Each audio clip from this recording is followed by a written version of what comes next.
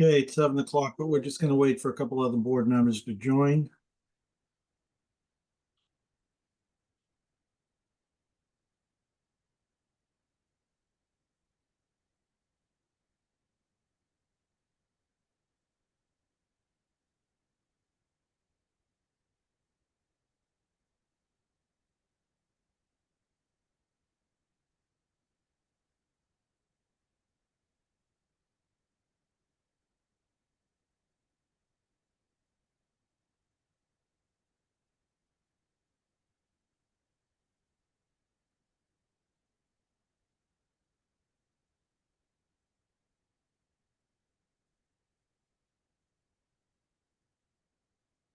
Okay, it's 7 o'clock. We have a quorum.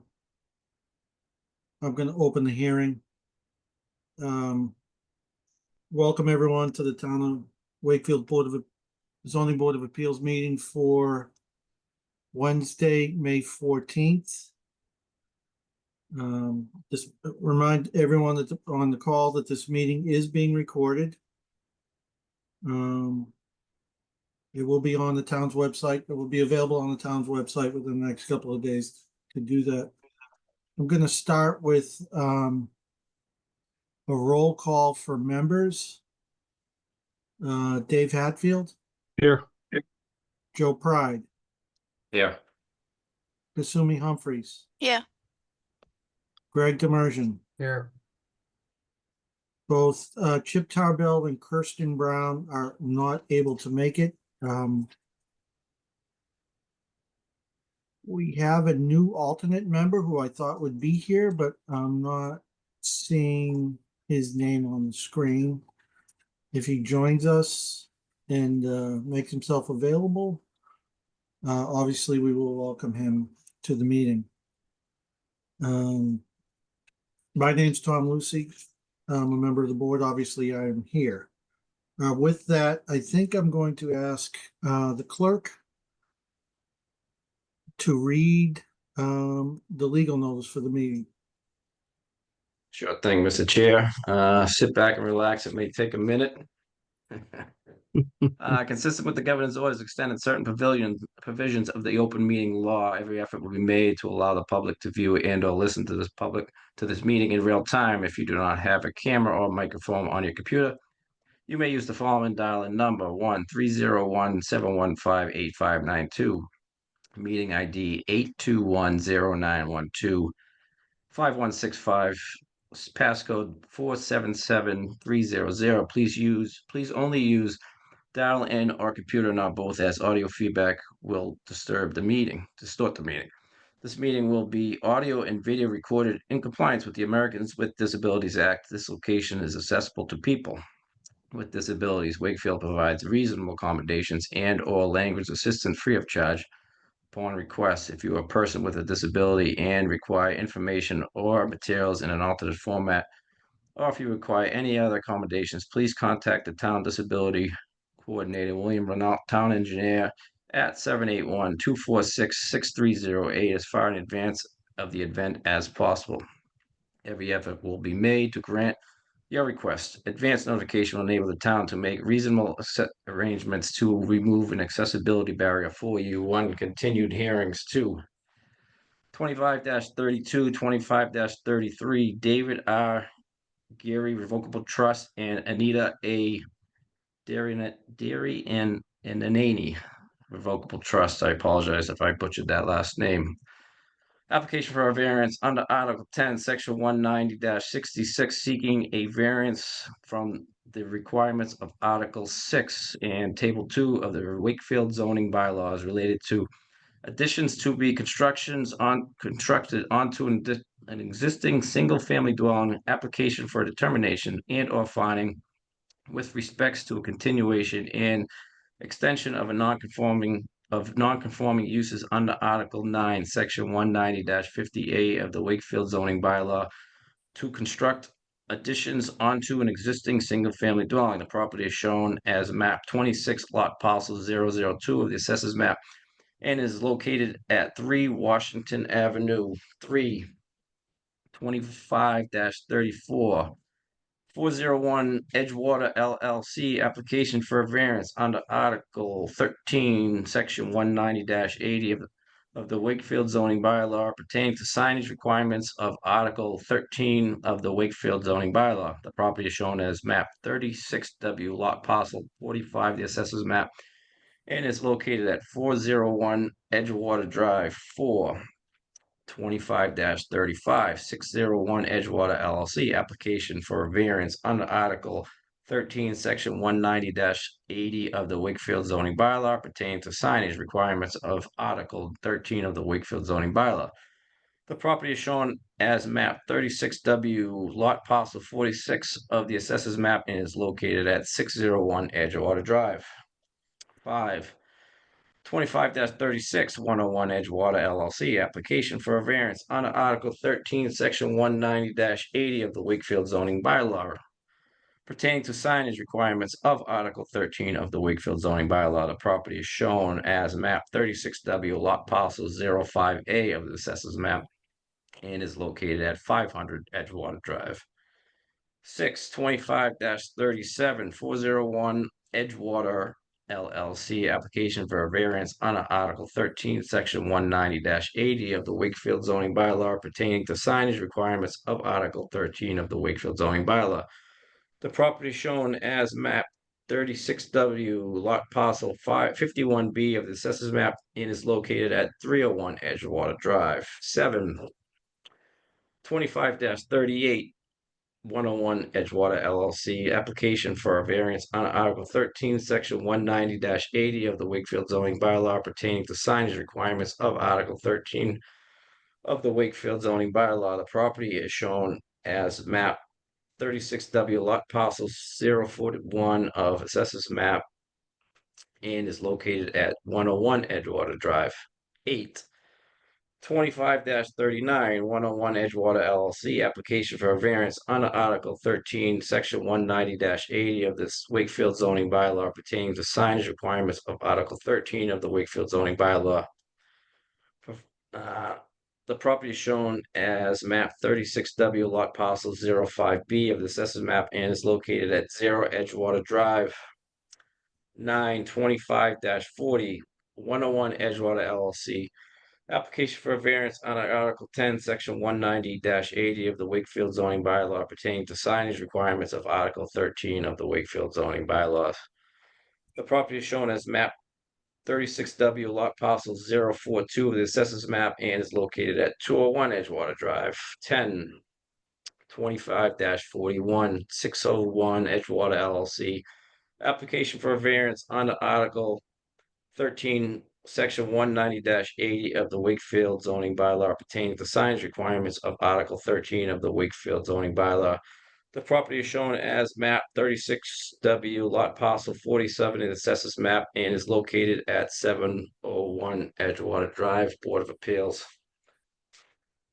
And I'm not doing that Thank you, again. Joe. You earned your money. I think I see our new member on the screen. I'm not sure how to pronounce your name. Midasville Patel? Hi, those. Yes, it's Midasville Patel. Yeah. If you could come off, if you could actually turn your camera on, that would be helpful. And we'd like to welcome, welcome you to the board. Obviously, give me just a minute. Thank you. Yep.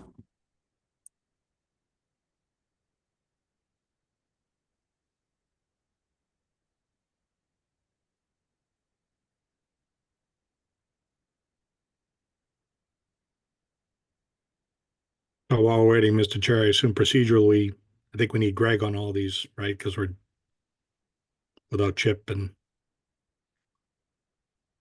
Kirsten, right? So Greg, be ready, I think. Yes. A lot of potential voting tonight. So, welcome to the board. If you could share, do you have a nickname, or how would you like to be addressed by fellow board members? We want to obviously give you the appropriate amount of respect and address you in a way that you're comfortable with. No, absolutely. Thank you for the warm welcome. You can call me by my last name Patel or just Myth, MIT Myth. That's completely fine. Okay, excellent. Yeah. Well, welcome. Look forward to working with you. And what I'll probably do now that you've been sworn in and this, I'll reach out and, we can have a cup of coffee and I can kind of go through how we operate and policies and procedures and so forth. So with that, looking forward to working with you. Likewise. Thank you Welcome. very much. Welcome. Thank you. Thank you. Okay, we're gonna start with continued hearing, which our cases 2521, 2522, which relate to 154, 156 Salem Street. I see Attorney McGrail on the camera. Mr. McGrail, if you'd like to catch us up a little bit. Yeah, as you know, it's been a little bit since you've been here. And we saw, obviously board members with have seen what you sent in last Friday, so please proceed. Great, thank you, Mr. Chair. For the record, Attorney Brian McGrail, representing the applicant, L1L Development LLC and Wakefield Salem Street LLC, properties at 154 and 158 Water Street. With me tonight is Nick Leo, the principal of both entities, and also Rich Reams is here, our site civil engineer. I'm gonna do the presentation aspect of this tonight. I guess by way of refreshing your memory, initially, this was a 13-unit attached dwelling complex. We've reduced it to 8 units. It is on one of the lots in a subdivision that's currently before the planning board. We have submitted a revised site plan accommodating those 8 units. Your board at a prior hearing saw a sketch plan delineating those, and I think your board was very satisfied with the reduction in density and how the proposed attached dwellings were situated. We've also submitted a revised stormwater report. That was kind of the holdup that Rich Williams had to redo his stormwater report based on the new layout to get that submitted. So that has now been submitted. We've also submitted a revised landscaping plan by our landscape architect, Mr. Fleming. Since your last meeting, we have filed with the Conservation Commission because you may recall this project has 3 jurisdictional boards or commissions. First is the planning board, because we're creating a subdivision where there will be 4 lots. 2 of the lots will contain 2-family dwellings. 1 of the lots will contain a single-family dwelling. And the final lot, lot 3, is where the attached dwelling complex is located. And that's the jurisdictional lot of your board. But as far as the roadway goes, et cetera, that's before the planning board. We were back before the planning board last night to give them a similar update of where we are that we're doing with you. As I mentioned, we have filed with the Conservation Commission, and we actually had our first hearing with the Conservation Commission. So we're underway with that process. The key component to this is the stormwater report that has been submitted is under review by the town engineer, the engineering department. He is, as you know, was a reviewing entity for all 3 of your boards or commissions. So he's issued us a memo, given us some homework assignments. It's also under review by one of our neighbors, the folks at One Nablus Way. They have a peer review consultant. We've met with them and their legal counsel this week, so we're working cooperatively with them to try to address their issues and answer their questions as well. So drainage is kind of an ongoing thing, and as you know from prior projects, that is usually the item that takes kind of the most time to work through. You might recall, we've already been to Traffic Advisory Committee on this. They've issued a memo to your board stating no issues or concerns. So tonight, what I'd like to do, if I may, Mr. Chair, is kind of myself just present kind of a cursory review of the site plan, recognizing that it's under review by the town engineer. So, and we're working with our neighbors next to us at One Nablus. So there's probably going to be some revisions to this. So I don't want to do too deep a dive on this until it kind of gets fine tuned a little bit, but just to kind of, bring you into the ballgame of where we are. And then I'd like to give you a quick look at the landscaping plan and a quick look at the architectural plans. You may recall you designated board member Tarbell to be our liaison to work on those 2 aspects of the project, as well as the layout, which is on the site plan. And as you mentioned, Mr. Tarbell is not here tonight. So I know from prior experience, it's normal that you would dedicate certain nights for certain issues. So it's our hope that I don't want to spend too much time on the architectural and landscaping. I'm hoping that we can dive deeper into those at the next meeting with Mr. Tarbell here, so he can give you his direct input, because I know, you're relying on him in that regard. So if that's okay, I'd like to proceed with you. I agree. I don't want to dive too deep tonight, Brian, because I don't want to take up the board's time or the public's time on this. We're going to want to really take a deeper dive on all the issues you discussed at the next meeting, and really wait to hear back from the town's engineering department. So just a general, really 10,000 foot update would be appreciated to get the board's head back in the game on this. And then we'll take the deeper dive at the next meeting on 2 weeks from today. Great. So I'm gonna do that myself. If I can share my screen.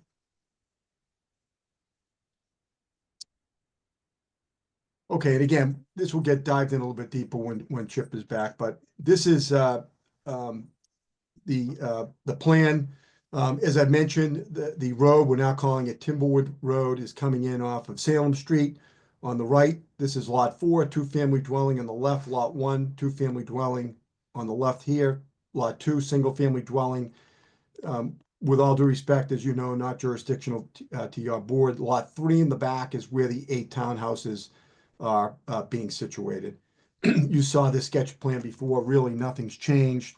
There was one comment to try to maybe create some more space over here. We went back, looked at that geometrically. We can't do that. We've got some wall restraints over here, and we've got to keep this 24 feet wide. So we can't do that. That was kind of one of the comments that we had from your board. What we're providing for with this project, we would need 16 parking spaces that are required under the bylaw. We actually have 34 parking spaces for this project. Each unit has a garage that holds 2 cars, and then a two-car parking driveway parking area in front of the garage with some visitor spaces added on down in this corner. As far as trash removal goes, we talked about that. It will be private trash collection. People will keep their trash in the garage, and the association will pay for a private company to come in and pick up the trash, much like many towns do for their general trash collection.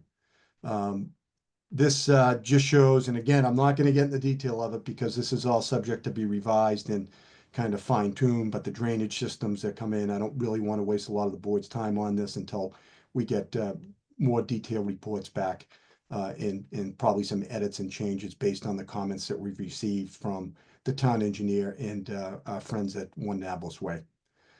So that is the site plan, Mr. Chair. If I can, I'm going to share the landscaping plan now because it kind of goes in sync with this, just to quickly show you that. Yeah, please proceed. Is that okay? Yep.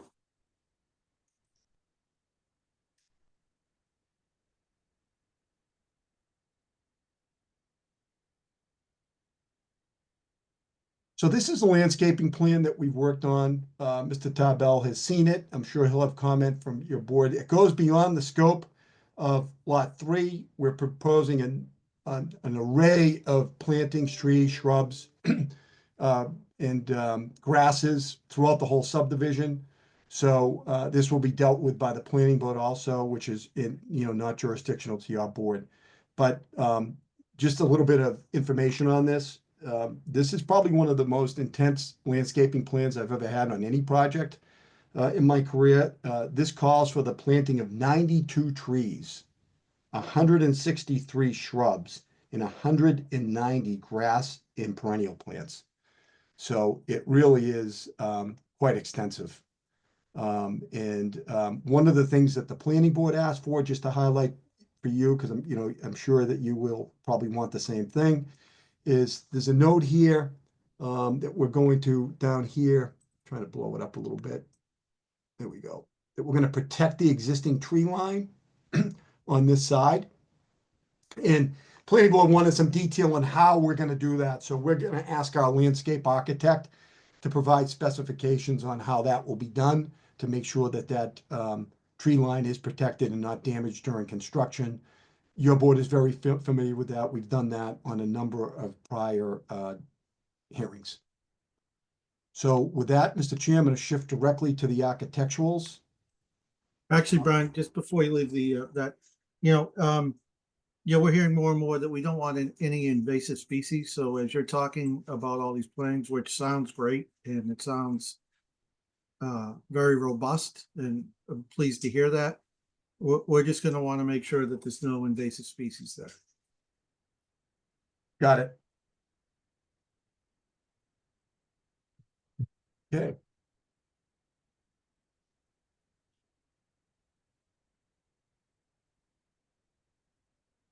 I'm just going to get to the architectural. So we've submitted detailed architectural drawings, which I'm sure that you have seen. They include materials, floor plans.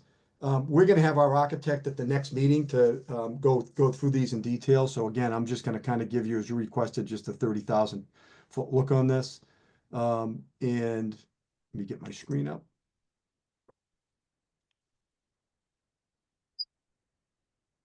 So the first I wanted to show you, this kind of is really helpful. It's an overhead view of how this fits in. That's one of the architecturals. You can see how this attached dwelling complex sits way in the back. There's a huge buffer, a lot of wetland back here. So, you know, that's why we, you know, as we discussed at the beginning of this project, how it fits in rather well back here from an aesthetic standpoint. This is an overhead shot. This is a driveway coming in off of the cul-de-sac. You can see these units have walkout basements in the back, leading down to the wetland area. Just another shot overhead. And again, our architect will go through this in a lot more detail. One of the things we talked to Mr. Tarbell about is the colors and materials, and the goal of my client was to make these buildings really blend into the nature and the landscape of the lot back there. Not loud colors, not a lot of bright colors, but really, you know, fit in well. One of the things that Chip wanted was a wall, decorative type wall in the front on the cul-de-sac with a fence on top, maybe a place you know, if we wanted to, we could put a little sign so people know how to get in. Something tasteful at your discretion. These renderings are in sync with our landscape plan, just so you know. And this is inside. So this is on the left is a driveway coming in. This is facing the back of the units that face the cul-de-sac. And those are the units that have the walkout basement back toward the wetland area. This is the key here up. So this kind of gives you the look of this. You're looking out from this corner to the units in the back. And again, this is the key. So this is the back of those units. I mean, really a nice, quiet, private area for the residents. And that's the materials, you know, as far as lighting, which we'll go through in detail. We have met with the fire department on this layout. They have no issues with it. We met with both Chief Sullivan and Deputy Chief Purcell. The only thing that they have requested is a fire hydrant within the on lot 3 where the 8 attached dwellings are going. We placed that on there, and we also have a new fire hydrant on the cul-de-sac. So they have no issues with that.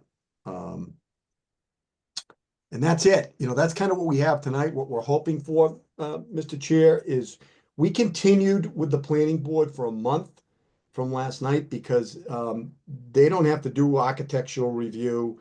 You know, they told us some of the issues that they have on their punch list. Most of that deals with, you know, a lot of it deals with drainage aspects, which is under review, and utilities, which is under review by the town engineer, and he will also opine to you on that, you know, as far as water and sewer, and also the drainage. So they didn't see a need to meet on this in 2 weeks. We do see a need to meet with you because, again, we would like to dive a little bit deeper into the architectural. We'd like to start to try to check the boxes on some of the components of this project, and you know, that could potentially be the architectural in the landscaping in a couple of weeks. So happy to answer any basic questions at this point. I did not have the architect come, or you know, Rich Williams is here, but I did not have the landscape architect come either. we'll have them both available at the next meeting. Great, thank you, Brian. All right, board members, questions, comments? Kasumi, I see your hand up.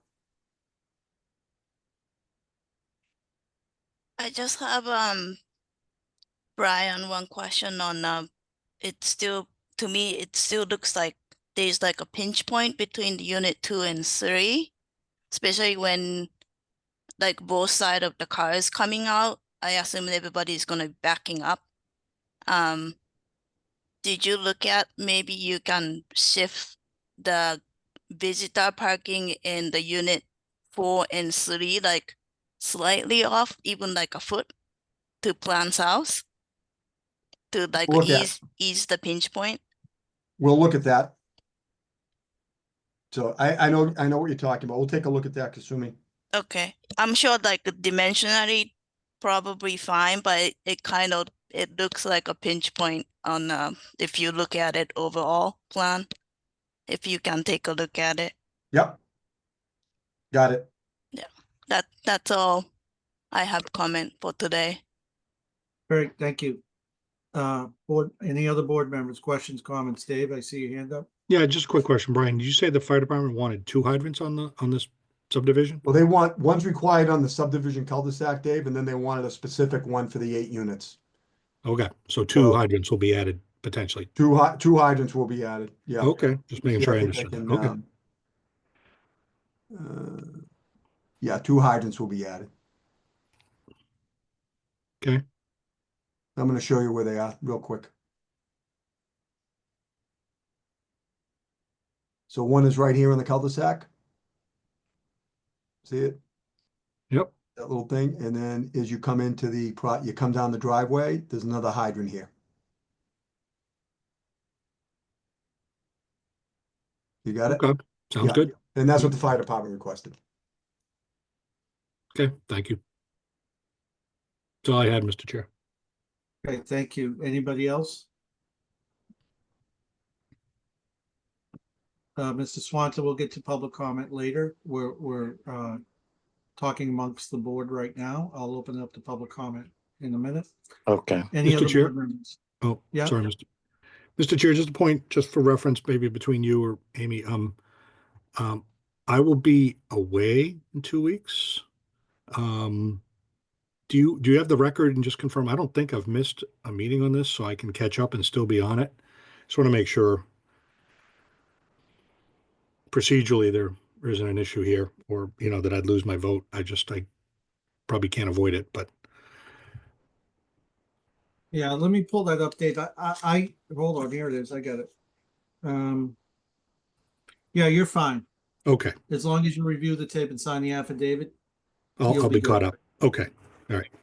I'm not worried about new stuff, and we're gonna, whatever's new will get dealt with. It's just this is the one continued one. I'd want to stay on it. So thank you.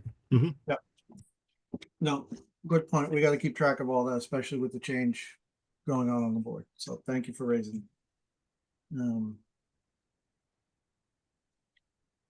Okay, anybody else on the board? I'll just add, I appreciate the applicant's willingness to work with the board. Yeah, there's been a lot of improvements here. I think it's going in the right direction. I think it's starting to look really, really good. And thank you for working with us. We got some more work to do on this, and we'll take the deeper dive, as we said.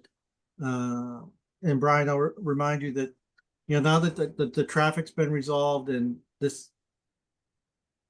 site plan, the architecture starting to look really good. The only other big question the neighbors had is on the drainage and how this might impact the neighborhood in terms of those issues too. So I'm sure that'll be covered. But we might want to ask Mr. Renault from the town DPW to be here when you present that as well, because those were the only real issues that came up from neighbors since you guys have made the adjustment and taken this new approach on the project. We've got some work to do on that, and it's in progress. That's why I said I didn't want to get too much into the site plan details on drainage and stuff, because there's going to be some revisions. Agreed.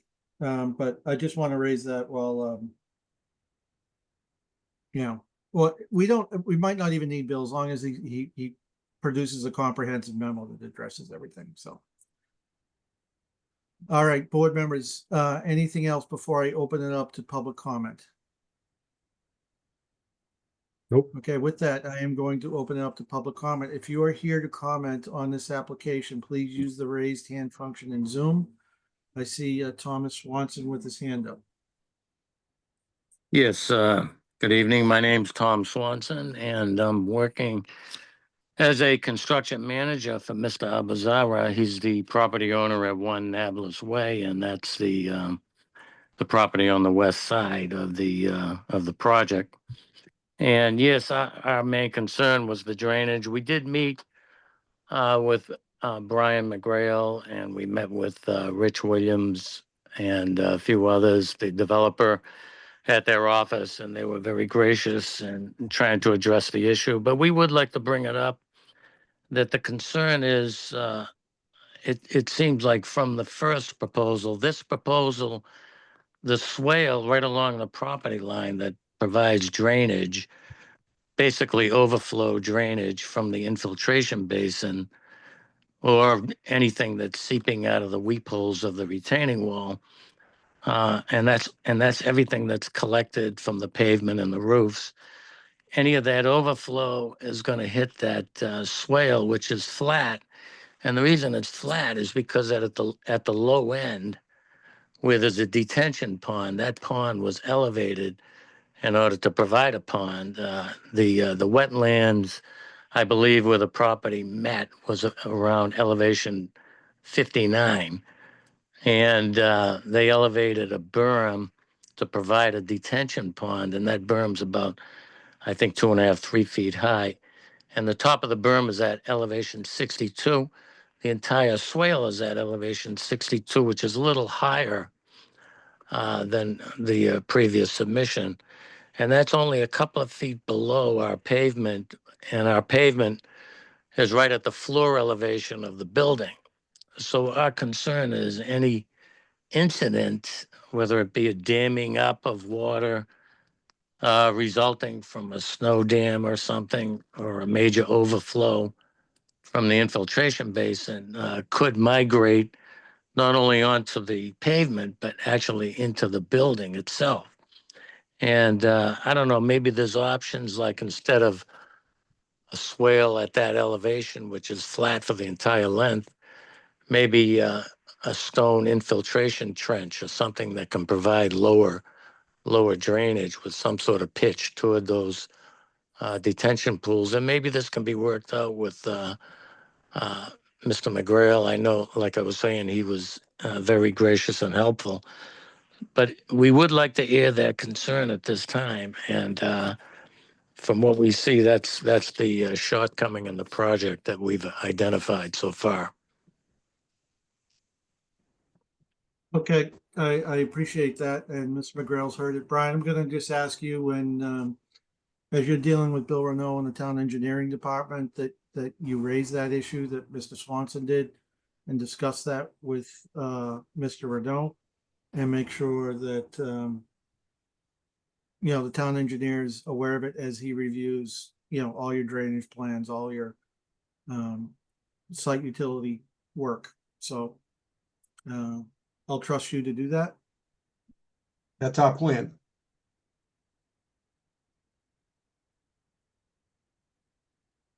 I've also, there was a letter submitted by the same abutter from an engineering group that that Amy Purcell and I both shared with Bill Renault, so he's aware of concerns of abutters. And I'm sure, Mr. McGrail, that you and your client have seen that as well.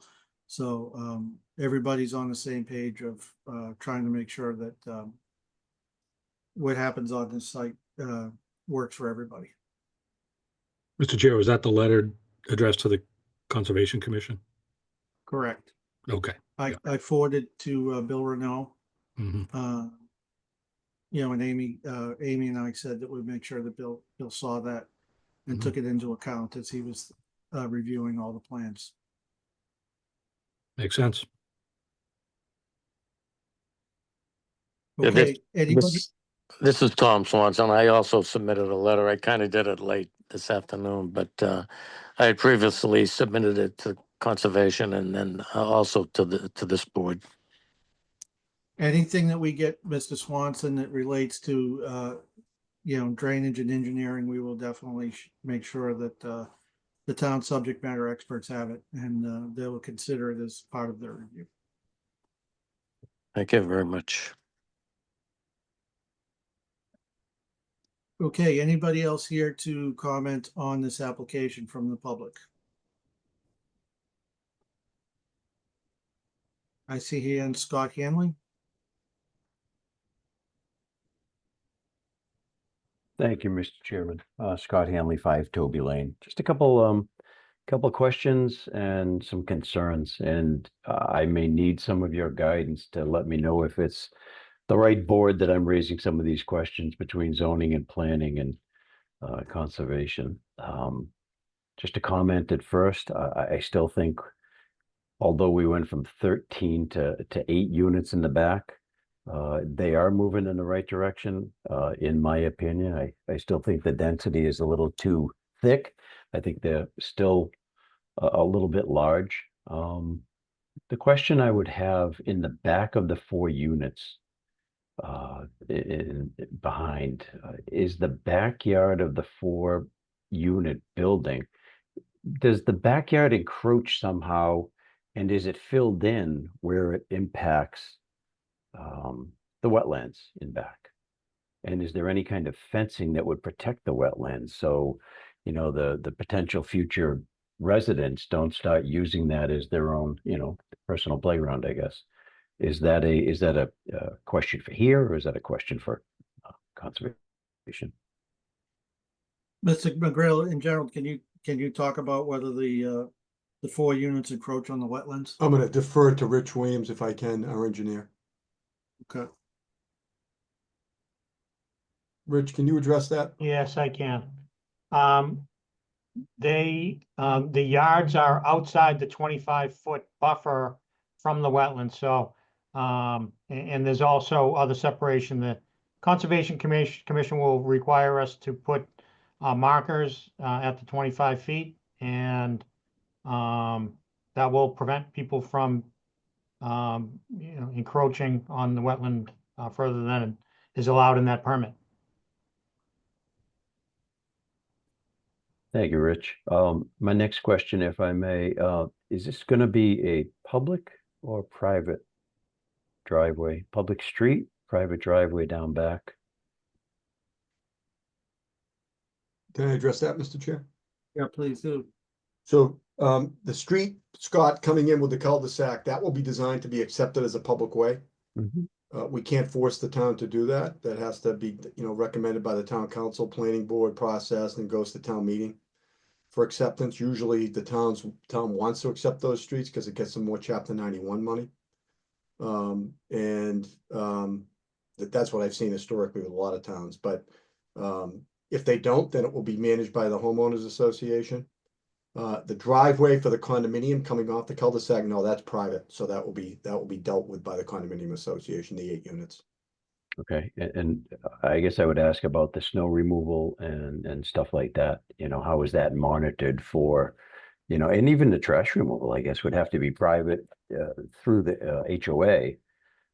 How is Mr. the Hanley, snow removal monitored? Mr. Hanley, what I am gonna say here, though, is for tonight, we're really reviewing the evidence that was presented tonight. Okay. What will happen at future meetings, Sure. should this continue to move forward in a positive way, we will set up a meeting where we talk about an operation and maintenance plan that talks about snow removal and talks about all the issues related to how we want to see this property managed. And snow removal is always a big issue. We never want to see parking spaces lost. So if they have areas to dump the snow that doesn't impact the wetlands, we allow that. If they don't, and they start to lose parking spaces, it's been the practice of this board to make requirements or conditions for these applicants to truck the snow off their property. so that they don't lose parking spaces and they don't have adverse impact on surrounding wetlands or anything like that. But that's not a subject for tonight. But it is a subject for if we get as far as getting as close to approval, an operation and maintenance plan will certainly be discussed. And that would be an appropriate subject for that night's hearing. Okay, understood. Thank you, Mr. Chairman. The last point, and is just an agreement with something that Kasumi had brought up earlier. I agree with a pinch point between some of those units. I don't necessarily think, maybe a personal opinion, but I don't think any shared driveways ever go over well with neighbors. And I've mentioned this in the past, but I do agree that that does seem to be a pinch point. So if that could be addressed in the future, that'd be great. Yeah, at the next meeting, one of the reasons we don't want to dive too deep in, because we did appoint a specific board member to really take a deeper dive with this. He'll be back at the next meeting. And I encourage you, if you're available on the 28th, to attend, because Kasumi's brought that up. Mr. McGrail has said that they're going to look at that, and we can certainly, Mr. McGrail will expect to discuss that at the next meeting on the 28th. Will do. Thank you. No, thank you. Appreciate you attending. Is that everything you had for tonight, Mr.? Yep, okay. Next up, I see Edward Smith. Yes, Edward Smith, 162 Salem Street, Director Veta. I'd just like to recap some of the basics, now that we're back to the zoning again, of the issues that I had. Not to beat a dead horse, but there's something I want to ask if you could do afterwards. But as you recall, my concerns had a lot to do with public safety and the traffic coming out of this development. And with the addition of the larger, but less townhouses, we found out last night that there's going to be 2 parking spaces in a garage for those, and an additional guest parking space. So that's kind of the reason I asked about the parking. Is this like really going to minimize the traffic, or is it going to be the same kind of traffic coming out of there that's already like exacerbating the area? Just like how I mentioned, there used to be that female police officer, she kept turning around, following them. That was cut. But just last week, and this is just when I'm home, right up at the curve to my north, like 4 times I see blue flashing lights. And that's just when I'm home. I'm not usually looking out my kitchen window in the north direction. So, I just want to make sure for, anything signed off on. I witnessed a few things like a bad accident, but this one, the guy was coming the other way. I don't even think he turned. I don't know, he hit right into a utility pole. He looked like he was pretty seriously injured in another fender bender. But what I would like to perhaps ask the board if they could find out is if they could ask the town police for records. I know they're public records, such as speedings, warnings, stops, crash data, and try to get a general opinion from them, who's in charge, if this would be the proper place for a development, in their opinion, with that curve and with the data that they have in hand now. I know I wouldn't want to sign it if I didn't have this kind of data. And I would think it'd be a good idea just to double check with them, because there was a reason for like all this presence in the past, and let's find out what they think or what they have on file. Could I ask you to do that for me? Of course, and Mr. Smith, you should know that there's a body called the Traffic Advisory Committee that's made up of Lieutenant Anderson from the Wakefield Police Department, the fire chief, Chief Sullivan from Wakefield Fire, from the town engineer, William Renault, and a couple of residents. They look at these developments and they consider crash data and other data that they have. And more importantly, for a place like this, where you're concerned about the turn, they look at sightlines. They reviewed all of that data and they have no concerns. Now, what I can do is that I will double check with Lieutenant Anderson, who chairs that body, and see, they've issued something to us, and I'll have it available at the next meeting for you to review or to send to you, to share with you, to show you that they have done their due diligence as the body in Wakefield that looks at traffic safety. This board relies on them. They look at all projects. The traffic generated by 8 townhouses is frankly de minimis.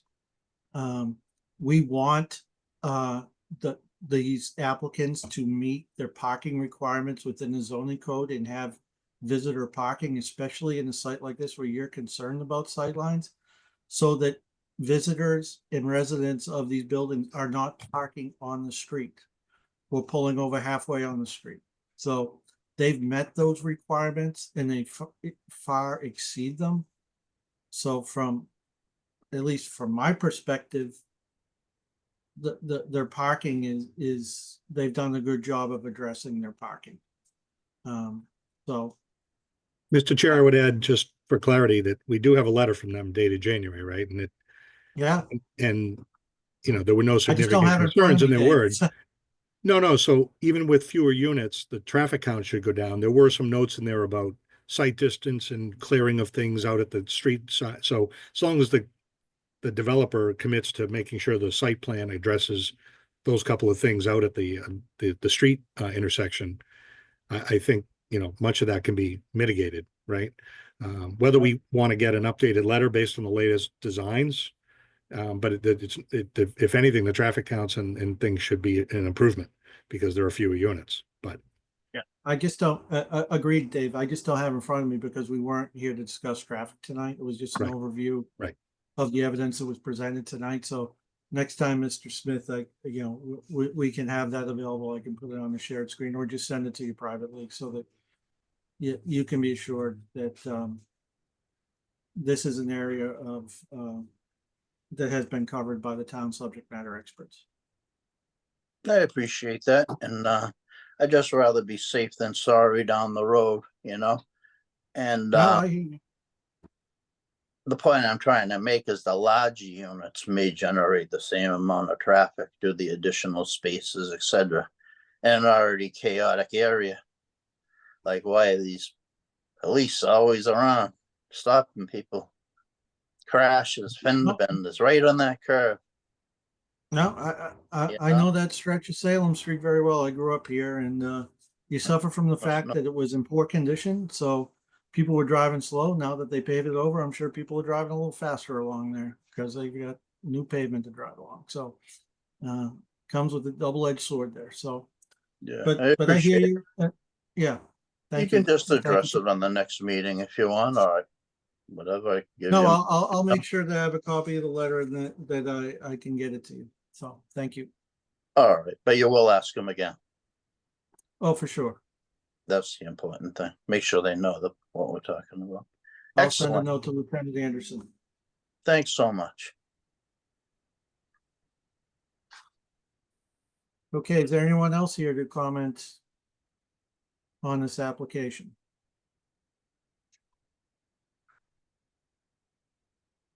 It's not a big group, so I'm going once. I can see everyone at the meeting going twice. Back to the board. Continue to 2 weeks, Brian? Keep it Yes. moving? Yeah, we'll be back with architecture and hopefully landscaping. So, Mr. Chair, I move that we continue this matter to our May 28th, 2025 meeting. Seconded. Motion's been made and seconded. Any further comments or questions from the board? Hearing seeing none, regular voting members and Greg, Dave, Yes. Joe, Yes. Kasumi, Yes. Greg, Yes. and I vote yes. Thank you. We'll see you folks in 2 weeks. Thank you. Next up, we have our new hearing. The first of which is case 2532, 2533 for 3 Washington Avenue. Mr. Chair, I'm gonna excuse myself from this case. Okay, if you can just turn your camera off and turn yourself on mute. I don't feel the need to put you in the waiting room. Yeah, I'll As do long as you that. don't comment or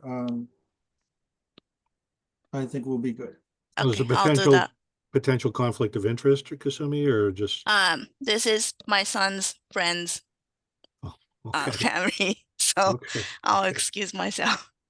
Okay. Better safe than sorry. You're doing the right thing. With that, Mr. McGrail, because Mitt is new, I'm not sure he got all the material. Are you okay going forward with 4 board members? I'm okay with going forward with 4 board members. If there's and I would assume if we run into a problem, it could be continued to add another board member who could read the minutes. Sounds good. So as of right now, you're gonna go forward with Mr. Hatfield, Mr. Pride, Mr. Demersion, and myself. If you're okay with that, please proceed. That would be fine. Thank you, Mr. Chair. For the record, Attorney Brian McGrail representing the David R. Geary Revocable Trust and Anita A. Dariani Revocable Trust, the co-owners of property at 3 Washington Avenue in Wakefield, looking to do some additions to their single-family dwelling. They are with me tonight on here somewhere. Nicole Arvanites is here. She's our architect in case any questions come up for her.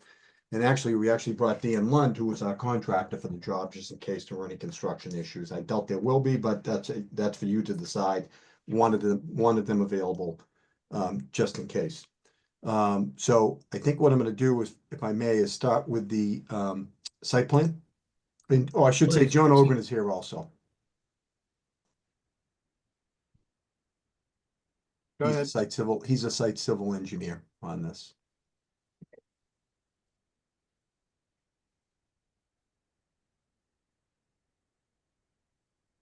John, you're muted. Do you want to proceed or? No, I'm going to proceed. Oh, okay. And I think, it might be, I'll start with the site plan just to show you where the Okay. property is and then familiarize you, and then we'll bring up the architectural plans. So you can see this. Shrink it down. Okay. So this is Washington Ave is in Greenwood, kind of on the Stoneham line, kind of out of the way. I'll show you an overhead shot map later. This project has virtually no impact on significant impact on any direct abutters that directly abut the property. This is Washington Ave coming off of Bathall Street. Grandview Ave is here. This is town-owned property over here, which you'll see in a minute. This is a paper street. So there's a big space here. These folks, their house is situated way at the top, which I'll show you. And what my clients are proposing is to do 2 additions. One on the left side, you can see it, proposed addition 14 by 6. There's currently it's 21.2 feet to the property line. It will be 6.6, and that's where the variance is required. And then we're putting an addition, or requesting you put an addition on the back, which has plenty of setback. As you'll see from the architectural plans, these are both single-story additions. And we'll show you the floor plans, what they intend to do. It's a pretty straightforward zoning table. If you look at this lot, it's in the single residence district. The front setback requirement is 20 feet, 23.6 exists and will be proposed. Side is 15 feet. You'll notice the asterisk because on the side it abuts a street, even though it's a paper street, so we need to meet the front setback, which will be 20 feet. It's currently 21.2, and we're looking to go to 6.6 feet on that. The rear setback, 25 feet is required, 47.8 exists and will be maintained.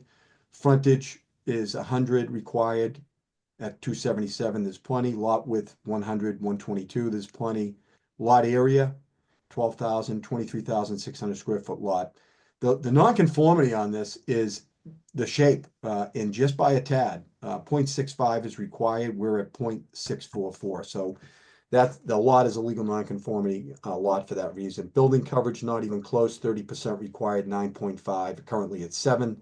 Minimum open area, 40% required, it's currently 88.9, and we're at we'll be at 87.1 if this moves forward. For purposes of the variance, before I get off the screen, really a classic case for a variance when you look at the shape of this lot. There's also wetlands that really inhibit use over here. As you can see, the wetland flags.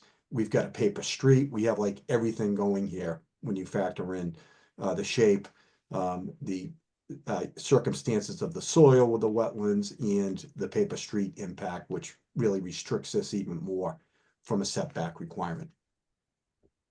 So Brian, just a quick question. The entirety of the setback variance is off of Paper Street? Off of Paper Street, yep. Correct. Now I'm gonna go to the architectural plans.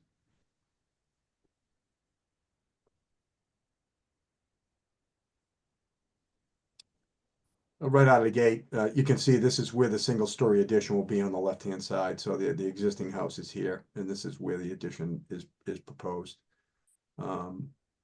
So these are the existing floor plans. I'm not going to waste a lot of time with these. First floor plan, there's no addition. You see there's already a big oversized deck in the back that's going to be replaced by part of the sunroom that will go back here. So this is the existing condition with the deck in the back. And these are existing condition plans. You can see the deck in the back. This is the front with no addition on the side. And these are where the proposed additions are going to go in red. And this is the detail, just adding a bedroom and a walk-in closet on the left with an entry area, kind of like a mudroom type thing. And in the back, they're just proposing a one-story sunroom. And again, getting rid of the deck and making a smaller deck in the back.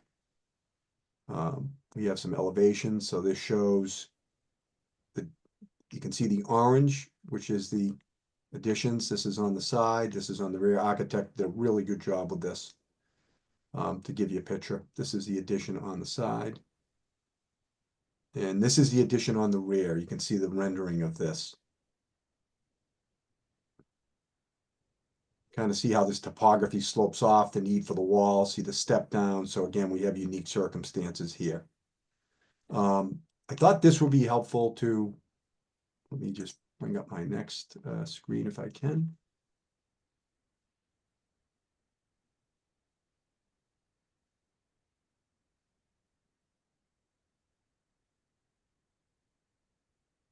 So this shows you where the lot is. Again, it comes off of Bathall. You can see that all the houses on Spring Street are set way up front. We've got this paper street that goes through, and this is a town-owned parcel here. It's owned by the town of Wakefield DPW. This will help. You can see the topography, you know, there's like, this is where the addition's gonna go. There's really nobody there that's gonna be impacted by this little one-story addition. And then finally,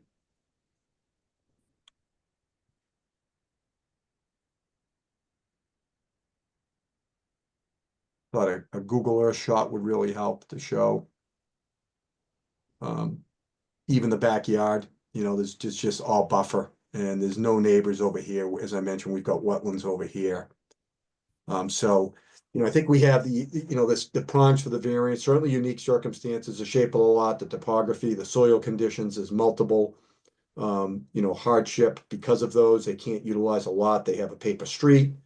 And as far as, adverse impact in the neighborhood, I would argue that there's virtually none, especially considering that both of these are, single-story additions. We're happy to answer any questions or entertain any comments of the board, Mr. Chair. Thank you.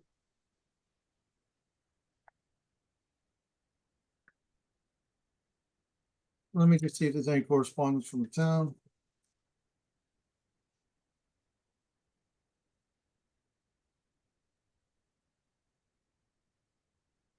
The letter from Fire Chief Sullivan dated May 2nd.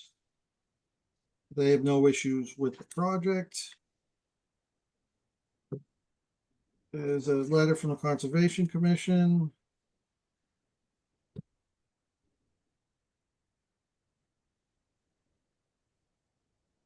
Just says that the work consisting of an addition, deck, and stairs, the existing single-family dwelling lies partially within a 100-foot buffer and will require a permit from the Conservation Commission. Assuming you know that, Mr. McGrail. Yeah, if John Ogren could address that very quickly. Yeah. John? Yes, hi, good evening. Yeah, we've been before the Conservation Commission. We filed a request for determination of applicability with them, and they came back with a negative determination, which means that they felt that the activities would not have any impact on the wetlands resource area. So essentially it's an approval for the project. And they were really just looking at the addition off the back and the deck, because what's being proposed on the left-hand side of the house is beyond the 100-foot buffer. Okay. Thank you. Then the last piece of correspondence from Department of Public Works. It was fine, just want you to pay the I-9 fee, which is normal when you're adding a bedroom. So Yes. all set with town departments. I'll open it up to the board for comments and questions.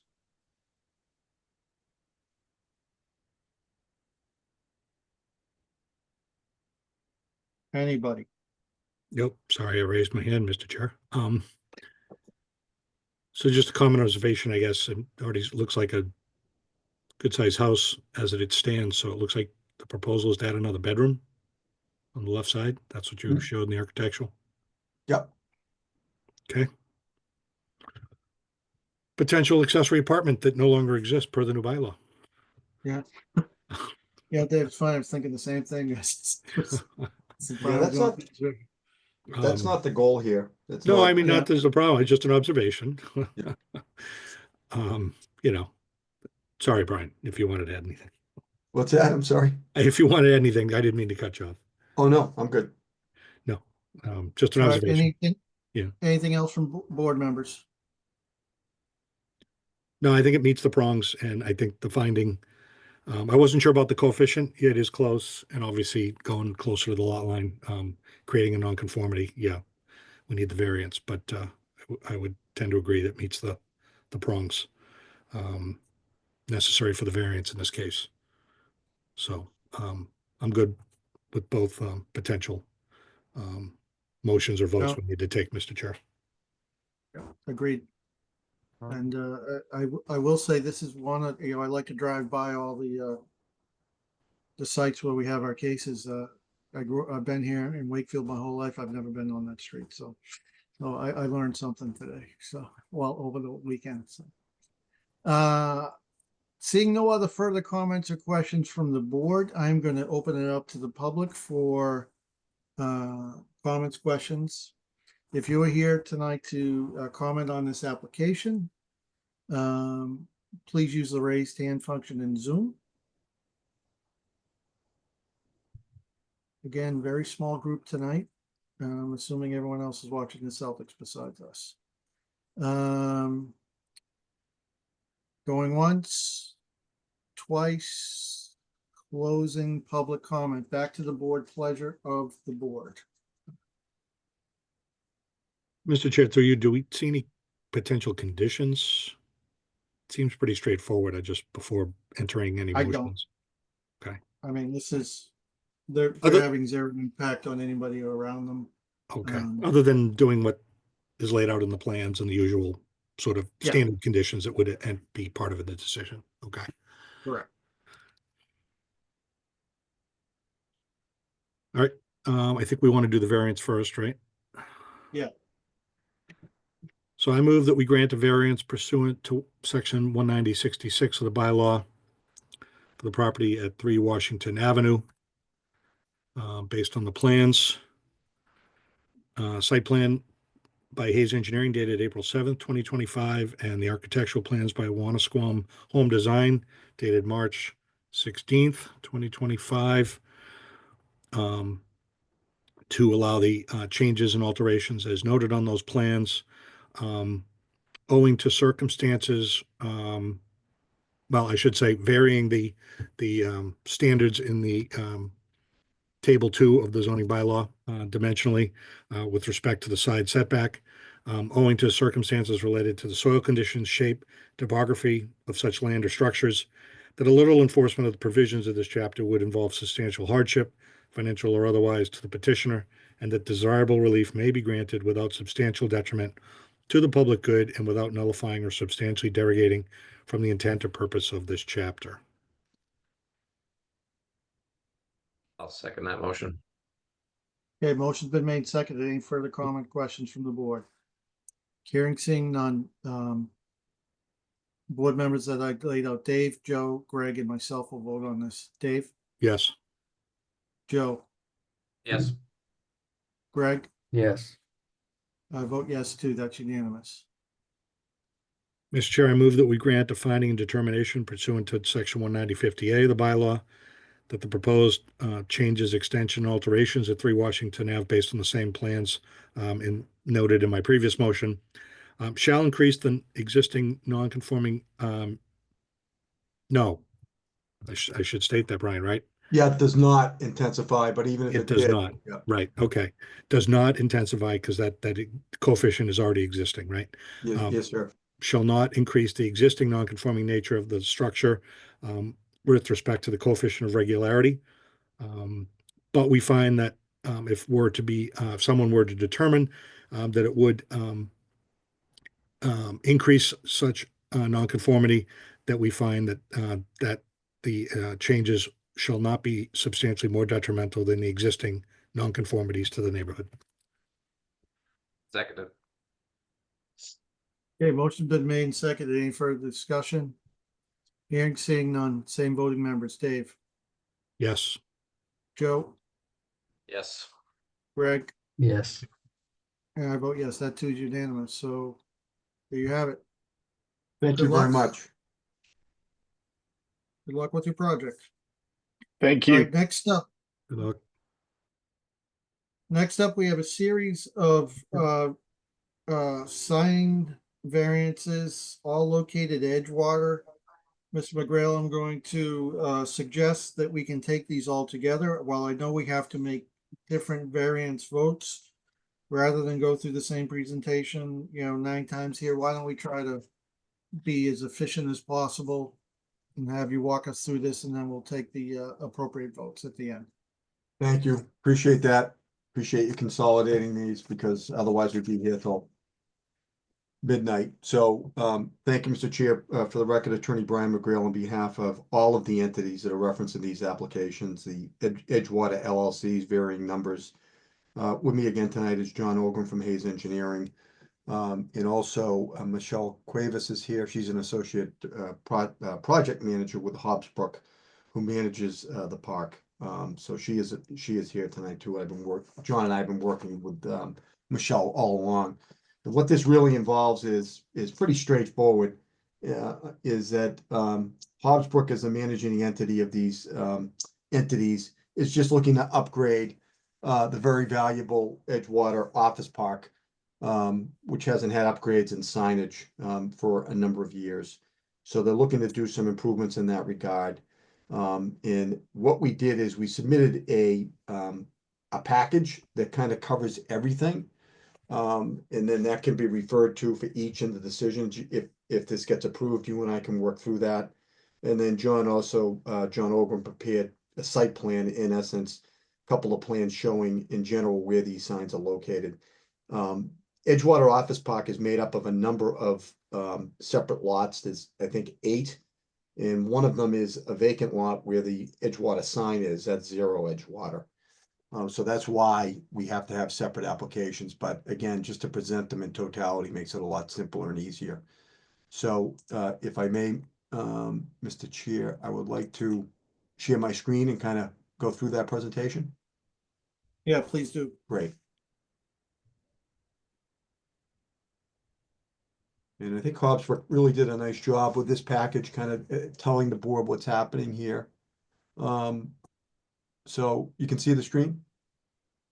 Yes. So this is coming off Audubon Road. You would take a right onto Edgewater Drive, which takes you into the office park. That's the sign that's currently there now. It's pretty old, I think. And when I say it's pretty old, I think I might have got the original variants for this sign back in the 2000s, earlier 2000s. So I'm dating myself. But this is an existing condition that's there. It's the entry monument sign that's on 0 Edgewater Drive, which is again a vacant lot. And so this is the existing conditions. Just take note of the square footage of this, 225/28. And this is what they're proposing, really a newer kind of style with stone in a different material. Some nice colors, again, not too loud.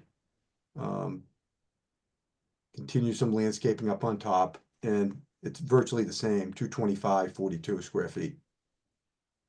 So I'm just gonna keep on going if it's okay, Mr. Chair, then I can come back. Please do. Okay, so that's the first.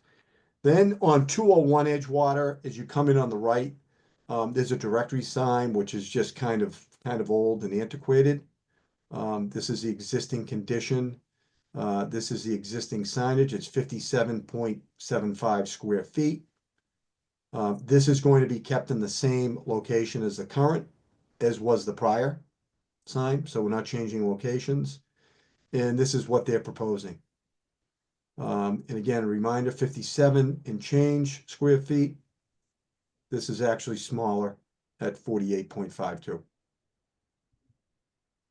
So that is on 201, and 201 needs some, what I've done is I'm requesting a variance just globally from Article 13 just to cover everything, but this is 201's a little bit unique because it actually has 3 signs on it. It's got the sign for 101 on it. It has this directory sign, and then it has its own sign for 201. So this is the 101 sign, which currently exists. It's been here forever. So it's 41.98 square feet. And this is what they're proposing. Same location at 37.5, actually gets smaller. Now what they're doing here on these signs, on the next slide, you'll see it. They have fins that they want to be able to put tenants' names on. So that adds a little square footage that comes off the side. And it's needed. If any of you have ever done business in Edgewater, especially for some, some challenged folks like myself, you go in and you're looking at the key on the index board, you're trying to figure out in this way, at least for each building, you've got the tenant name, so people aren't driving around forever going to buildings down long driveways and ending up in the wrong area. So that's 101. 201, existing, 25 square feet. And this is proposed. And this gets a little bit bigger at 37. But again, it's in the same, you can see going back, it's on the same, we're reutilizing these platforms. So you can see there's a platform here for this sign, and it's going to be reused. 301 is going to get relocated. I'll get to that in a minute. This is out on the street, and they want to push it back to the garage. It's currently 24.9. This is what's being proposed.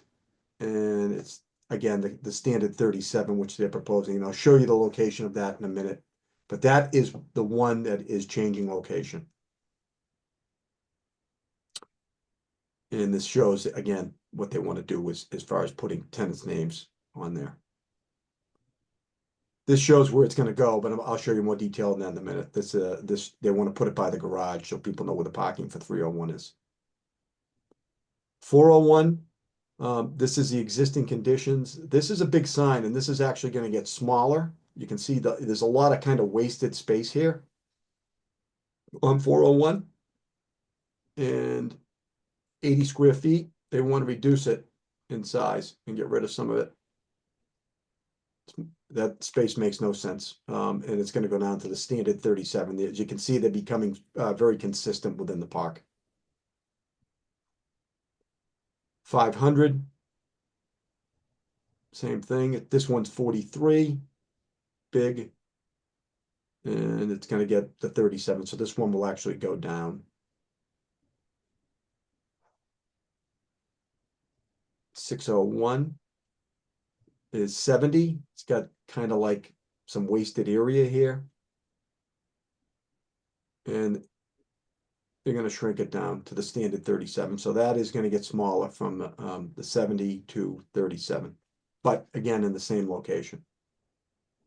And 701, that's 70 and change. And it's going to be shrunken down. So a lot of these signs, as you can see, are actually getting smaller, and they're staying in the same location. So that just going to quickly share John's plan, which is part of the submittal and would be referenced in any decision. Because just for the record, what John has done, and I asked him to do, because I knew the board would want to document. This documents the sign locations. And it's really, these lots are very big. So just in this area, this is the big monument sign. As you can see, this is 0. There's no buildings on 0. It's just a vacant lot. And that's where that big sign is, the first one I showed you. This is 101, which has frontage on Audubon and Edgewater Drive as you come in. And you can see, as I mentioned, because of the way the drive works, this sign for 101, and this is part of, this is why it's important for the record, is located on 201's lot. So 201 will have 101 sign, the directory sign, and then its own sign. And then all the others are kind of self-explanatory, but 301, let's see if I can blow this up. Yeah. So 301 I mentioned, that is where currently the sign is out here, and they want to remove it to be removed, and it's going to be by the garage way back here. So that is it, as efficiently as possible. And John, are you there? If I may, through you, Mr. Chair? Yep. John Ogren? Yeah, Did I get anything wrong here, John? I think I got it right. no, that all sounds good. Okay, good. Just wanted to I don't know if you cross-check. want to, I don't know if you want to show the second page to that. Oh, yeah, thank you, real quick. Why I asked you. I think it helps showing the. It the sign does, is getting because this is smaller. just for documentation for the board and, any decision for the records. So this gives tie lines of where these signs are, gives their size, their setbacks. And so this is a plan that Hayes, and this actually shows, if you see here, 301 existing location, and then down on the left, it says 301 proposed location where we're putting it.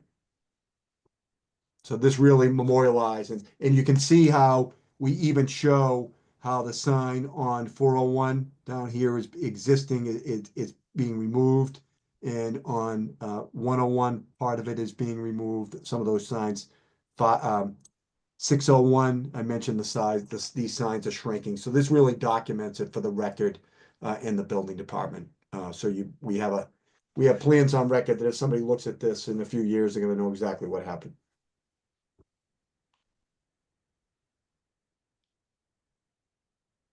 Okay, looking up, because is that the entirety of your presentation, Brian? Yes, Mr. Chair. Okay, going to the board. Kasumi, I saw your hand first, please. I really do like the design, the colors, and the size looks right. There is no light I only saw lights for the directly sign existing to remain, but it doesn't look like all the other signs don't have any light to light up. No one's coming in here at night. Yeah, so, let me just see here. I did ask that question and I've got the answer. Let's see. Michelle, do you have that handy? Because you would email that to me earlier today. Can you unmute if you can answer that? Yes, so the main entry sign does have uplighting in the planter, in the existing planter, so that is illuminated. The directory sign does have existing lighting that is gonna be illuminated. All the other signs have never had, with the exception of 601 and 701, because those are newer buildings, those were built, maybe 20 years ago. So all the other signs have never had lighting, and we're just gonna keep it the way it is. So we're Are not gonna there add. are there enough like street light gives so you can see the signs if somebody comes in nighttime? Oh, yeah, I mean, I'm in that campus every day, so with the street lights, you can see. Okay, And, each building, obviously, you're gonna see, the address, so. I mean, it okay, hasn't been an issue so far, and we've never had lights and any of the signage.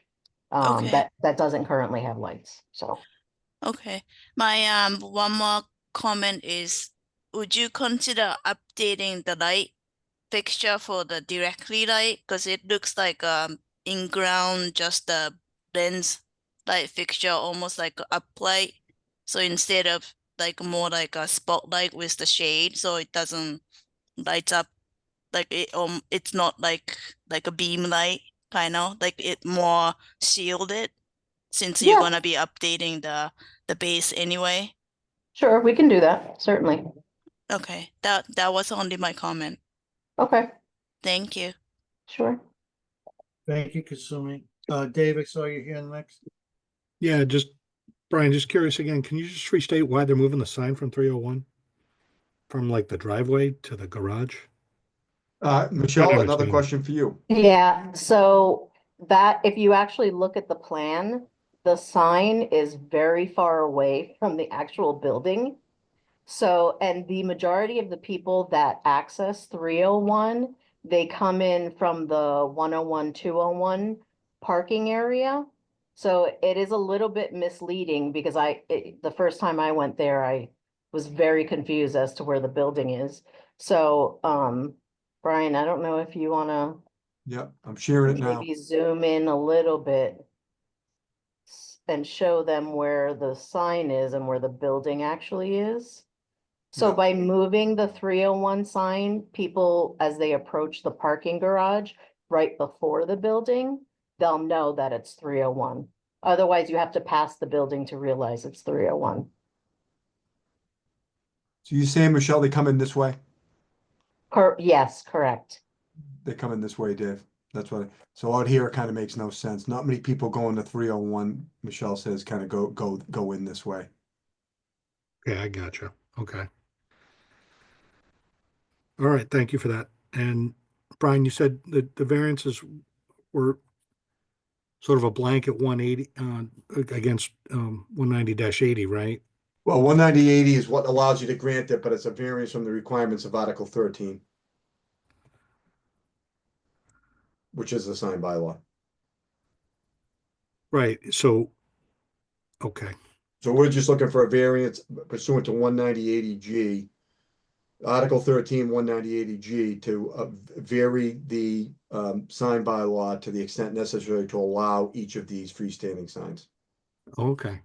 Because some of them are getting smaller and they Yeah, without but going some of through them are, if individual you like look at it, that, properties and signs and the yeah, sizes and you could one potentially per make it. property, Yeah, it's a good point, Dave. You could potentially make an argument that a couple of these might comply, but like you've got the issue with 101, with the 101 and 201 with cross signs Right, 201 has more than one sign. right. 201, you know, it's 8.6 feet, but then there's square footage on the sign, and then when you take those fins, it could go over. So I just didn't want to. I didn't want to paint with an honest brush on this on each one, and just for belt and suspenders, I wanted to cover it with a variance that no one could have an issue with it. Like 401, they need to be 8 feet from the property line. And like 401 doesn't meet that, so there's varying reasons for each of them, and I thought it would just be easier to request a variance, you know, not a global variance to do anything, just a kind of a broad variance to allow each specific sign where we're proposing it in the size. As depicted on the plans. Yeah. Okay. Yeah. All right, thank you for that. Just helps to have a little clarification there. Thank you.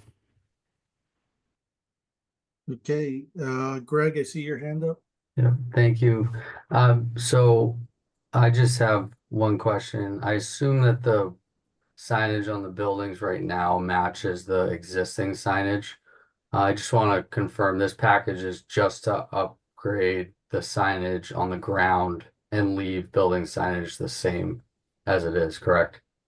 Yes, this is only for the freestanding signs. I think maybe at the next meeting, you know, Hobbsbrook will usually let the tenants deal with signage on the buildings because they rent the buildings. So I think you are gonna see an application, probably at your next hearing or the hearing after that, because they do have a new tenant that they, in essence, want to replace a building sign with the new tenant's name. Does that make sense, Michelle? Yes, that's correct. So, as it currently is, the buildings just have the number on them. Any facade signage is typically from the tenants. Okay. And Thank they you. would need relief from you, and you're gonna see someone coming for relief at your next meeting or the meeting after that. Yeah, I thought so. Okay, thank you. Hey, any other questions or comments? Hearing, seeing none from the board. At this point, I'm going to open it up to public comment. You're here to testify on this application. Please use the raised hand function in Zoom.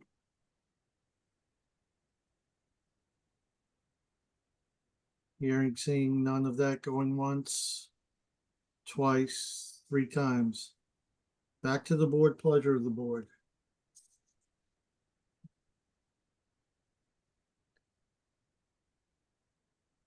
You're on mute, Dave. Dave, you're on mute. Dave, you're on mute. Yes, very much so. Sorry.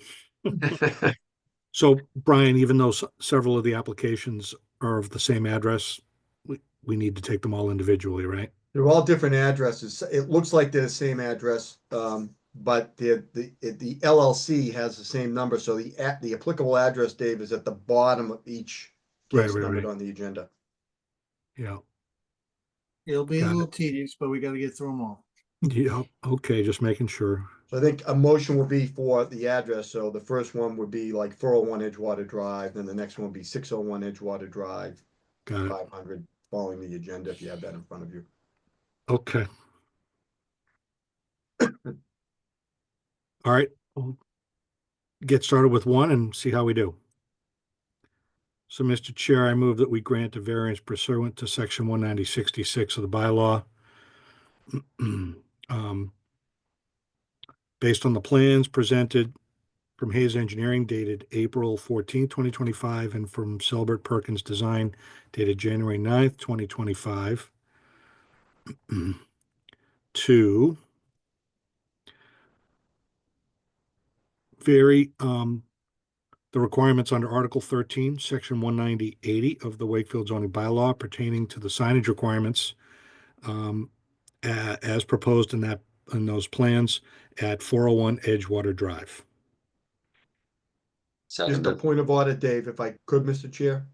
Yep.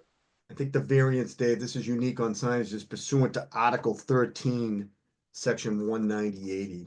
Oh, not 90-66. Yeah, and just let me just make sure that I'm right on that. Okay. Because what My the standard sign variance, bylaw, what it says is variance is the 190 80G, powers of the building inspector and uninspected. So it says administration 190 80G. The Board of Appeals by unanimous vote after due notice in public hearing, and it was unanimous because it used to be 3 members back then. Upon a written petition addressed by the board, may vary the application of this article.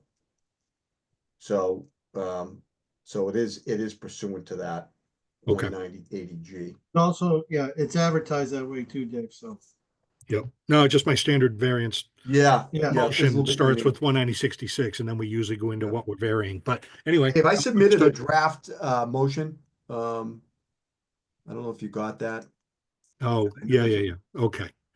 So, so I'll amend the motion then, and we'll start again.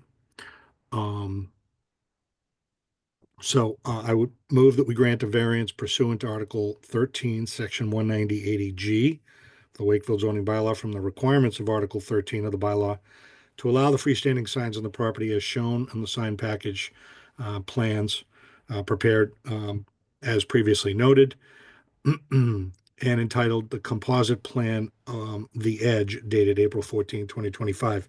In doing so, the board finds that the property fits the criteria of unusual circumstances and substantial hardship justifying the granting of a variance pursuant to section 19080G of the bylaw, and that the granting of the variance is not departing from the substantial intent and or purpose of the bylaw.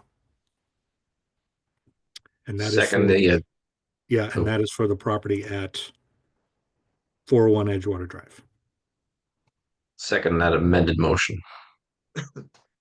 Okay, motion's been made and seconded. Any further discussion from the board? Hearing, seeing none, regular voting members and Greg, Dave, Yes. Joe, Yes. Kasumi, Yes. Greg, Yes. and I vote yes as well. That's unanimous. Mr. Chair, with respect to the property located at 601 Edgewater Drive, I move that we grant a variance pursuant to Article 13, Section 19080G of the Wakefield zoning bylaw from the requirements of Article 13 of the bylaw to allow freestanding signs on the property as shown on the plans previous and noted in our previous motion. In doing so, the board finds that the property fits the criteria of unusual circumstances and substantial hardship, justifying the granting of a variance pursuant to Section 19080G of the bylaw, and that the granting of the variance is not departing from the substantial intent and or purpose of the bylaw. Second it. Okay, motion's been made and seconded. Any further discussion? Hearing, seeing none, regular voting, same voting members, Dave, Yes. Joe, Yes. Kasumi, Yes. Greg, Yes. and I vote yes. Mr. Chair, with respect to the property located at 500 Edgewater Drive, I move that we grant a variance pursuant to the Article 13, Section 19080G of the Wakefield zoning bylaw from the requirements of Article 13 of the bylaw to allow freestanding signs on the property as shown in the aforementioned plans. In doing so, the board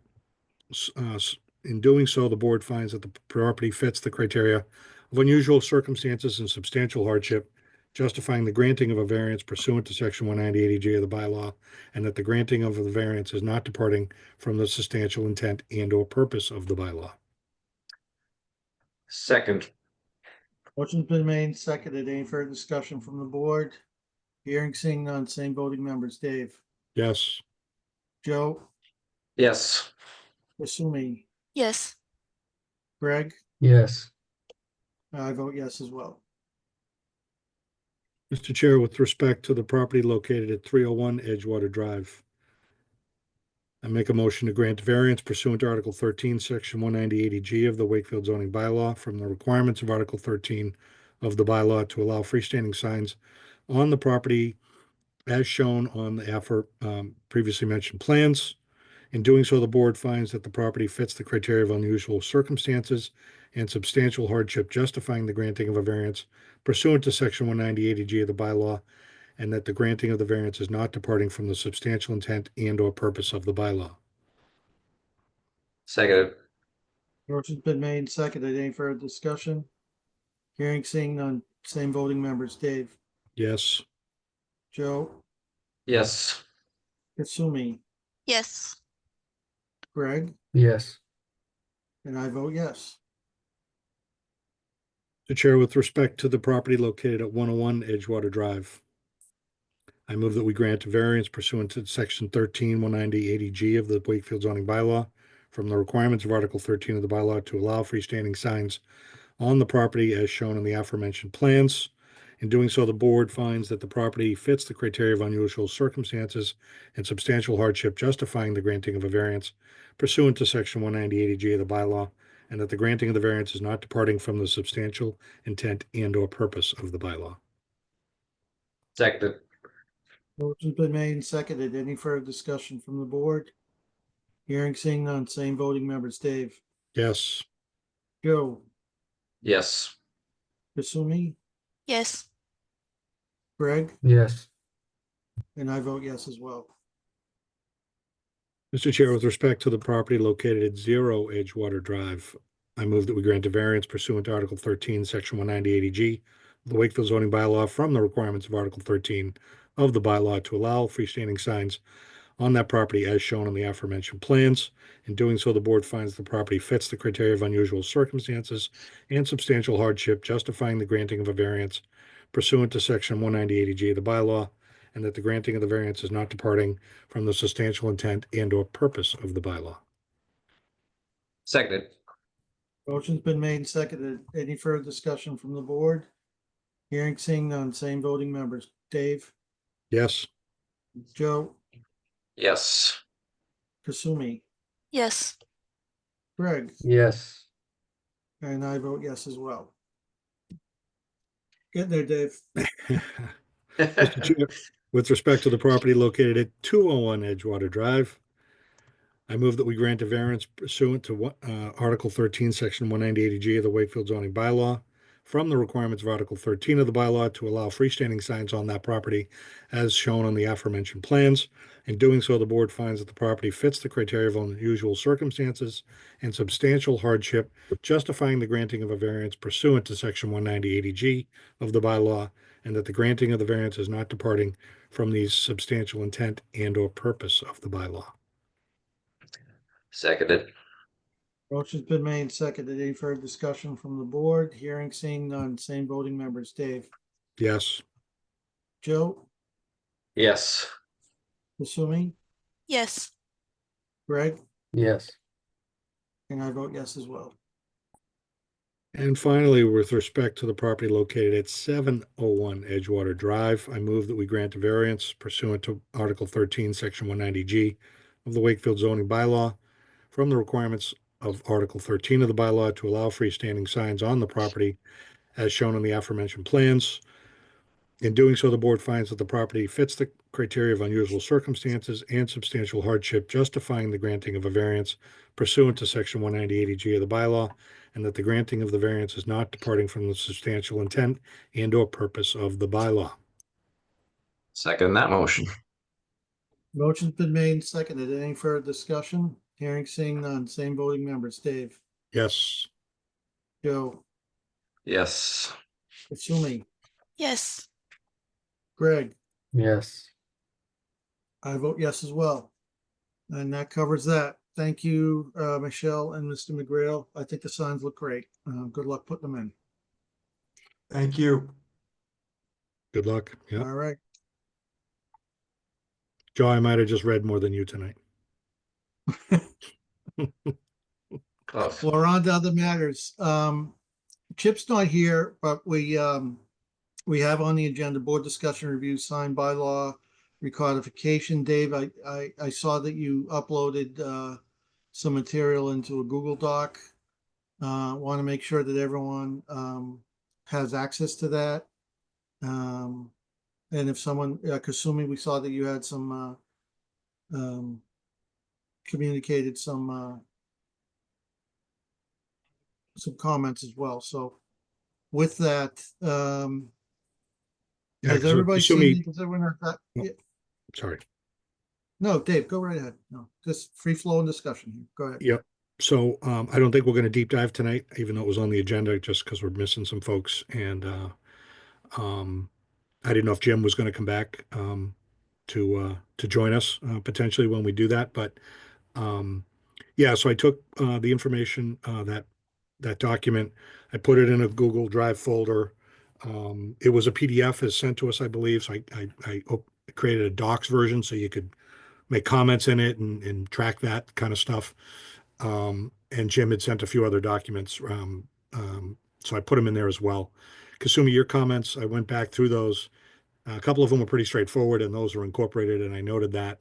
A couple of them, it sounded like Jim maybe had a response, and I just wasn't quite sure what the update was going to be, so that's why I wondered. I tabled that, sort of said maybe when we get together and we could show them on the screen and make sure we're agreeing if we're going to make changes and recommendations, that we do it collaboratively in that way. So, but the document is out there, so just please make sure you can access it. If you can't, respond to the email, let me know. But I did share it with all your email addresses. Um, I can share it with you, Mitt, as well. Sure. What, do we have his email? Yeah. Do we have your email with us now? We've got to update all that, and I'll Okay. put him on the. Okay. I'll just remind, because Mitt's new, that we cannot deliberate on this. If you have a comment, upload it, put it in the document. We will not deliberate until we bring it back to this board in a public meeting. So the idea is that if you have a comment, just throw it in there.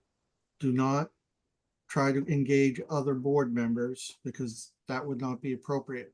When we have all the comments in there, then as a board, we will put it on our agenda for a duly advertised discussion of this by our board. So we just want to avoid any open meeting law crossing the line there. So let's just be careful how we do this. Dave, I appreciate you taking the time and effort to do that, because that will facilitate our conversation when we do deliberate on this.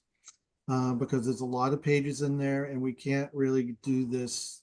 It's not a great exercise for us to do a live edit as we go through that. So thank you for all your work on that. Appreciate it. And sorry I got it late. I know it was sort of an action item after last meeting, but it's there now, Do you- so we can certainly work on it. And then as I think you we got said, time. So I put our think comments we're in there. doing Yeah, fine. yeah. Do you want me to reach out to Jim for the next meeting? I can 2 weeks from now. You think If you we'll be see him ready? walking the lake, do it. Otherwise, I can just send him an email.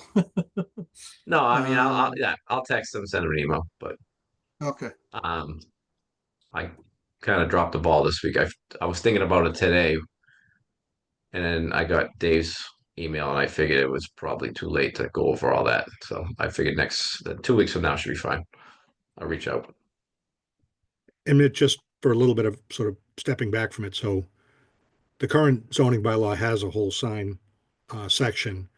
And then there's also a sign overlay district with additional requirements that are specific to certain parts of town. Yeah. Jim McBain, a former member, and others collaborated on a new overhaul of the entire sign bylaw. And that's what we're talking about. And at the same time, in parallel, there's an effort underway that Joe represents us on, is a recodification of all the zoning bylaws. And so we felt it was the right time to bring that, dust off that sign bylaw update that was sort of tabled for a few years, or a couple of years anyway, and bring it back, see if we want to make updates to it, and then maybe include it as part of those larger conversations so that the sign bylaw gets a refreshed update as part of the overall recodification. So that's kind of where we're coming from, and that's kind of where we are. So we'll get into it. We'll get you added to it so you can review it at your own leisure. Hopefully you got the existing bylaws at your fingertips. They're online. If you don't already have a hard copy, they're on the websites. Yeah, And makes you can sense. kind of take a look at the new stuff too. So. Makes sense. That's great. Thank you. Mm-hmm. I will mention this though, that the planning board has been reaching out to me of seeing where we're at on it. So we don't want to rush it, but we do want to get it wrapped up at one point to give to them, because they're gonna have to, send it out to the public for public comment, Amy, and if then you can, back to yeah, us. Amy, if you can put it on our next agenda as well. Chip will be back. And to Joe's point, we've had some time now. We kind of have to talk about it at the board as a board. And if we come to an agreement on what we think we want to comment to as a board, we can do that.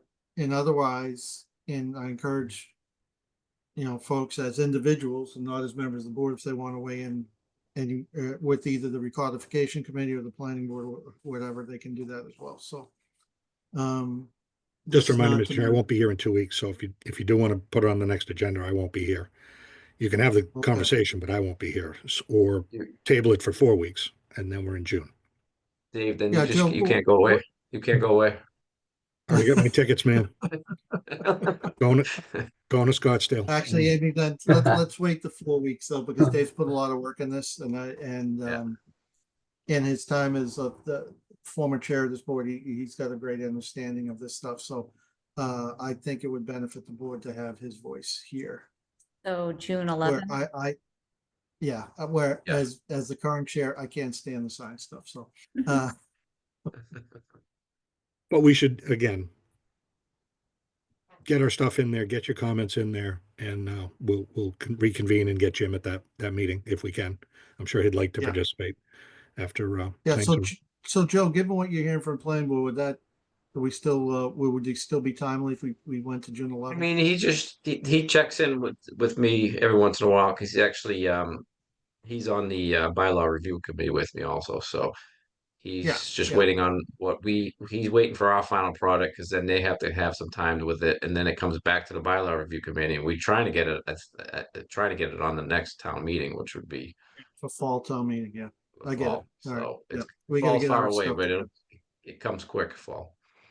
Yeah, we don't have that many meetings because we only meet once in July, July once and in August. August. So, Yeah. Yeah. So But if we can wrap it up in June, if it's not the next meeting, we wrap it up by the end of June, hand it over to them, Yeah. they can hold public hearings and still time to get it included in something. But anyway, let's plan for June. Yeah, That sounds agreed. good. I Okay. think that's a good plan. Okay. because I'm trying to wrap up this bylaw review committee. I don't want to go a whole nother year. I'm thinking 2 or 3 more years, Joe, would be good for you. It'll be ready for the next one by that one. Yeah, we'll coincide it with your son's graduation from high school. Sounds good. All right, next up Next. on the agenda is that we have to do the board reorganization, which is we're going to we have Kasumi is now a regular voting member. We want to welcome Mitt as a new alternate member. And then we have to vote on officers, so we need to do a chair and a clerk. So if folks have ideas on what they want to do with that, now if you want to do a coup d'etat, now is the time. I nominate Tom Lucy to be our chair for the next year. Second that. I'm in agreement with that. Motion's been made second. We can do by voice vote. All those in favor? Aye. Aye. Aye. Okay. Attaboy. I'm back in the saddle. I'm going to nominate Joe Pride to be clerk of the board. Can I get a second Second. on that? Second. Again, voice vote. All those in favor? Aye. Aye. So Amy, if you can Attaboy. just reflect that in our minutes, because Sherry sent that email out that we had to do this first meeting after town meeting. Traditionally, we've done it in like July or something, but we're happy to comply with whatever they think is the right thing to do. So, Yep. I don't know how you communicate that to her, because I've never really been involved. It could be just an email that or part of our minutes that we did it. And, Yep. I'll be in touch with her.